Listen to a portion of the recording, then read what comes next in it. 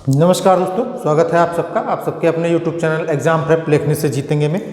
हम पिछली क्लास में पिछले वीडियो में आपसे चर्चा कर रहे थे शिक्षण के नवीन उपागमों के बारे में, ठीक है। और हमने बताया भी था, बहुत सारी चीज़ें बताई थी आप लोगों को। और उसके आगे फिर हमने कहा था कि रेमेडियल टीचिंग यानी उपचारात्मक शिक्षण की हम बात करेंगे। देखो, इधर उधर की बात न करते हुए सीधे टॉपिक पे आ रहे हैं। और टॉपिक हमारा एक था उपचारात्मक शिक्षण। अच्छा, उपचार अगर जो की बात की जाती है तो उपचार एक ऐसा शब्द लगता है जैसे हम लोग कहीं चिकित्सीय परामर्श लेने जा रहे हैं, डॉक्टर के पास जा रहे हैं, किसी हॉस्पिटल में जा रहे हैं, ठीक है। तो एब्सोल्युटली राइट, बिल्कुल सही सोच रहे हैं आप।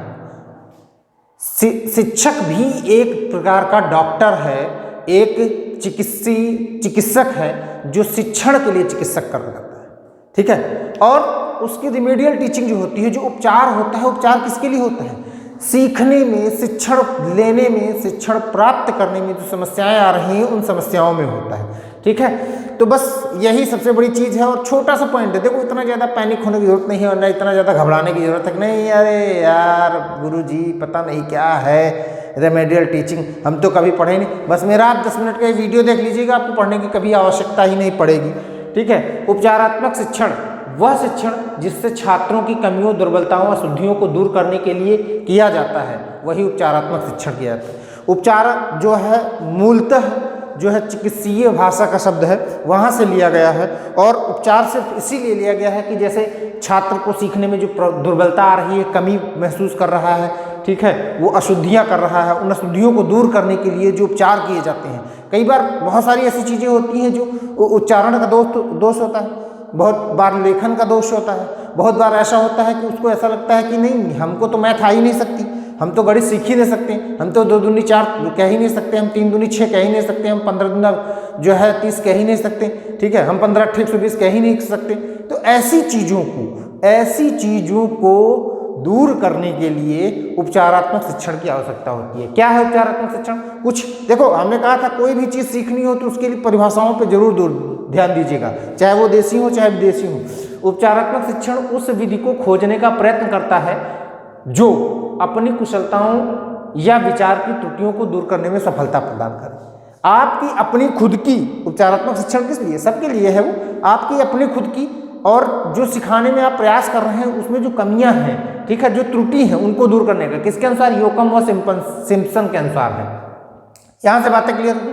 फिर उपचारात्मक शिक्षण दूसरी परिभाषा है, उपचारात्मक शिक्षण एक प्रमुख कार्य, ठीक है, दोषपूर्ण अध्ययन, ठीक है, वह अध्यापन को दूर करना, इसका मुख्य लक्ष्य इन दोषों व दोषों के कारणों को खोजना व कमजोरियों का निराकरण करना है, ब्लायर के अनुसार है, ठीक है। ब्लायर ने कहा कि जो दोषपूर्ण अध्ययन अध्यापन है, जो बहुत सारी चीज़ें ऐसे होती हैं, जैसे कि हम लोग देखते हैं कि हम लोगों को बचपन में जैसे दूर दराज से जो आते थे, गांव के किनारे के आते थे, लोकल टीचर होते थे। लोकल टीचर वहाँ की अपनी जो है लोकल लैंग्वेज में सिखाते थे, ठीक है। जब वो बच्चा किसी शहर में जाता था तो वहाँ पे वो अपने आप को एडजस्ट नहीं कर पाता था। इन सब चीज़ों को जो कमियां हैं, ठीक है, जो अध्यापन में कमियां, बहुत सारी ऐसी चीज़ें होती हैं, ठीक है। बहुत सारे ऐसे जो है समाज में लोग मौजूद हैं जो बच्चों को सही तरीके से नहीं पढ़ाते हैं, गलत पढ़ा रहे हैं।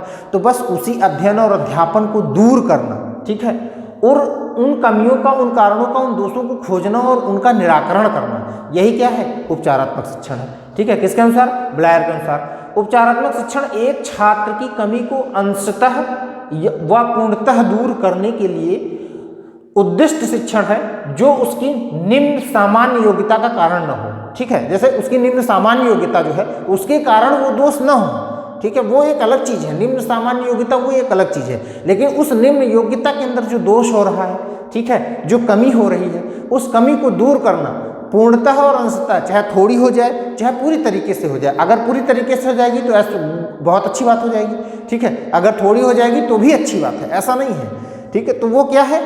वो एक उपचारात्मक शिक्षण है, ठीक है, रेमेडियल टीचिंग है। यानी किसके अनुसार है ये शिक्षा शब्दकोश के अनुसार है। अब शिक्षा शब्दकोश, भाई शब्दकोश जो होते हैं आप जानते हैं, वोकैब जो होती है वो शब्दकोश कहलाती है, ठीक है। अब देखो इसके नीचे क्या लिखा हुआ है? उपचारात्मक शिक्षण प्रदान करने की विधियां, तमाम सारी विधियां हैं। व्यक्तिगत भी हो सकता है, एक अकेले में भी हो सकता है, समूह में भी हो सकता है, छोटे बड़े समूह में भी हो सकता है, ठीक है। साधारण अभ्यास के द्वारा हो सकता है, चाहे वो लिखित हो चाहे मौखिक हो। विशिष्ट अभ्यास के द्वारा भी हो सकता है, चाहे वो लिखित हो चाहे मौखिक हो। समूह चर्चा में हो सकता है, वाद विवाद में हो सकता है, खेल गोष्ठी अन्य गतिविधियों में हो सकता है, प्रोजेक्ट कार्य, ठीक है, और समस्त कार्यों का सतत मूल्यांकन करके भी किया जा सकता है। पुनरावृत्ति व गृह कार्य के द्वारा भी जो है उपचारात्मक शिक्षण किया जा सकता है। शिक्षण अधिगम सामग्री का प्रयोग करके, कार्य पुस्तिका का प्रयोग करके किया जा सकता है। सहपाठी अध्ययन समूह जो है, सहपाठियों का जो अध्ययन समूह है उसके द्वारा भी रेमेडियल टीचिंग की जा सकती है। ठीक है, यहाँ तक बातें क्लियर है। रेमेडियल टीचिंग देखो है बहुत बड़ी चीज़, लेकिन कुछ भी नहीं है अगर जो आप पढ़ने बैठ जाएंगे। हमने आप हर क्लास में एक बात कहते हैं कि जो चीज़ें हैं वो सब आपके चारों तरफ हैं, आप उसे खोजिए। तो आप खोजेंगे ही नहीं, आप वहाँ तक पहुँचने का प्रयास नहीं करेंगे, ठीक है, तो कैसे संभव हो पाएगा। इसलिए पहुँचना बहुत जरूरी, खोजना बहुत जरूरी है। देखिए चीज़ों को सामान्य हैं, ठीक है, और वो सामान्य है उनको आप खोज ही नहीं रहे, उनको विशिष्ट बनाने का प्रयास कर रहे हैं। कतई विशिष्ट मत बनाइए भाई साहब, वो सब सामान्य है, आपके सामने है, आपको मिल रही हैं, ठीक है, उनको आप आराम से, कोई दिक्कत ही नहीं है। चलिए आगे बढ़ते हैं। फिर लिखा हुआ है बहुकक्षा व बहुस्तरीय शिक्षण। एक साथ एक से अधिक छात्रों को बैठाकर एक शिक्षक द्वारा पढ़ाना क्या होता है, बहुकक्षा शिक्षण होता है। एक से अधिक छात्र मतलब एक से अधिक कक्षाओं के, अलग अलग कक्षाओं के छात्रों को, ठीक है, एक से अधिक, यहां पे लिख देते हैं अलग अलग कक्षाओं, ठीक है, के छात्रों को, अलग अलग कक्षाओं के छात्रों को बैठाकर पढ़ाना बहुशिक्षण होता है। ठीक है, एक ही कक्षा के, अब देखो दूसरी चीज है बहुस्तरीय शिक्षण क्या होता है, एक ही कक्षा के छात्रों को उनके स्तर के आधार पर बांटकर समूह में पढ़ाना बहुस्तरीय शिक्षण कहलाता है। ठीक है, इसमें इतना कुछ है नहीं, बहुत साधारण सी चीज है, इसलिए हमने आपको 2 लाइन में बता दिया।